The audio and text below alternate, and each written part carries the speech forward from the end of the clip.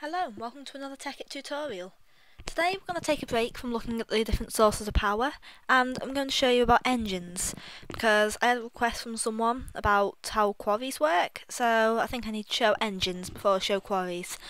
Okay, so you've got three main types of engines. You've got the redstone engine, the combustion engine and the steam engine in the middle here. Now these are going up in order of how efficient they are, from the redstone engine to the steam engine to the combustion engine. What you need to remember is that the three of them need levers to power them, to turn them on and off, but each engine needs a different requirement to actually run. So first you've got the redstone engine here. Now these are very, very rare to explode. They can sometimes, but it's very rare. It's only if you pump too much power into one redstone engine. So if you stack too many in a row, then it's got a possibility to explode. You'll notice that if it turns red. If the engine itself turns green, then that means it's working, starting to warm up.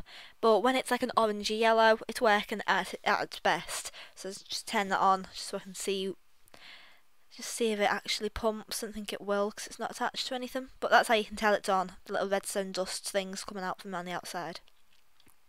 Okay, steam engine. This is powered by coal.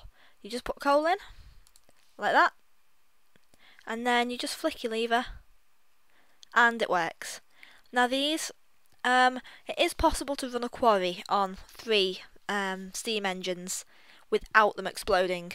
That's with 64 coal in. But it's still a little bit risky because they can explode. These use coal as well, so they can be quite expensive unless you have a lot of coal or you're using equivalent exchange. But as you can tell, that's what it looks like when it's on, and it just burns the coal like a furnace would.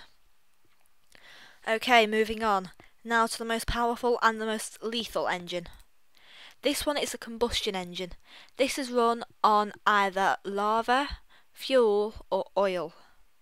What you do is you just put the bucket in and it fills up, but you can only use one type of fuel at a time. So I would need to just put lava in and it'll fill up. I'm not going to turn this one on because it could blow up because I have no coolant. Coolant is something like water. Just pull some water out. There we go.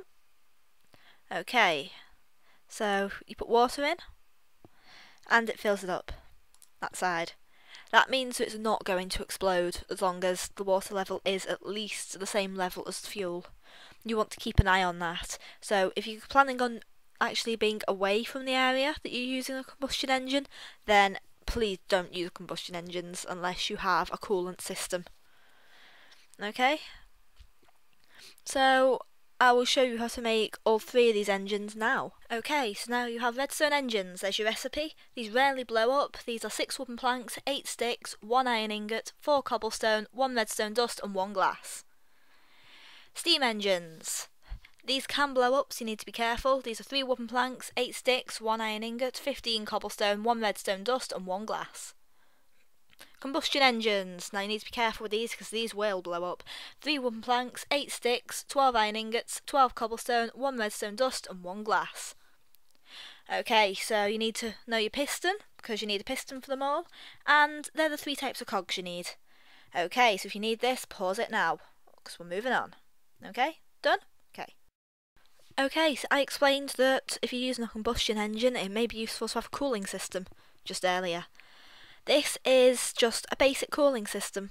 You can use normal pipes, or if you're feeling rather rich, you can use teleport pipes. All this is, it's just an infinite water supply made in a 4x4 square. Not a 4x4, a 2x2.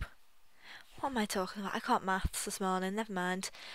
It can be advised to do a 3x3 square, just in case the water drains a bit too fast, but it doesn't seem to be a problem on my server. It just depends if it's lagging or not. Okay, then I've got 2 redstone engines pumping water out of a pump, as you would have seen in the geothermal tutorial. It's exactly the same pump. All that's doing is pumping water up into the waterproof pipes and taking it across and taking it underneath this combustion engine, which you can see is full of water. Got lava in the side to fuel it, and that is linked to my quarry. So I had to turn that on, and that'd start pumping. Ideally, that would be powering my quarry. I don't know if I've set this up right, you see. It's just like a quick setup, this quarry, so it probably isn't set up right. So don't mind me, I'll mess about with that later when I'm doing the quarry tutorial. I just put that down just to keep that running. But as you can see, it's a right colour. It's nice and blue. Blue means you're safe. It's not going to blow. As soon as it starts going to a bit more of an orangey colour, you might want to turn it off immediately or get some more cooling. So if you're going to have this, you need a rather reliable source of cooling system, and this is quite expensive to make, so make sure it is worth it. Lots of people still just power their quarries using redstone engines and steam engines just because it's easier to keep track of. But yeah, for those interested, I will show you how to make this setup now. Okay, so first you need a pump. This is 4 sticks, 4 cobblestone, 10 iron ingots, 1 redstone dust, 1 iron pickaxe and 8 glass. Okay, so you need cogs, then you need a stone cog, then you need an iron cog, then add it all together with some iron, redstone and a pickaxe to make a mining well. Your tank is just 8 pieces of glass, just round in a chest shape. There's your redstone engine again, because hooray for copy and pasting from different slideshows.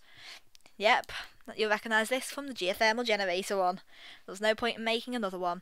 There's your information if you need it. Pause it if you need it now. Okay, so now you've got your waterproofing.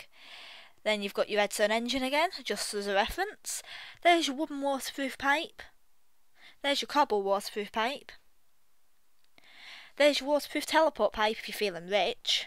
There's your bucket, which you'll need to create the water source. And now you need cogs. Cogs and cogs. Lots and lots of cogs. Nothing wrong with cogs. Pause it now if you need this page, because we're moving on to a different page. And this is just the setup for reference. Note how the pipe goes into the bottom of the engine and out the top of the pump. If you need this page, then pause it now. Okay? Ready? Okay. Oh, and just as a side note before I end this tutorial, I did set my quarry up right. Earlier I was panicking about whether I'd set it up right and I'd look like an idiot on the camera, but yes, it was set up right. So I will explain how to make that next time. But until then, hopefully I've helped you to make some more redstone engines and combustion engines and the like, just for general building, and some nice little systems running. So keep that tutorial in mind, ready for the quarry tutorial, and maybe even a piping tutorial. So I'll explain more about that at a different time when I decide what I want to do a tutorial on.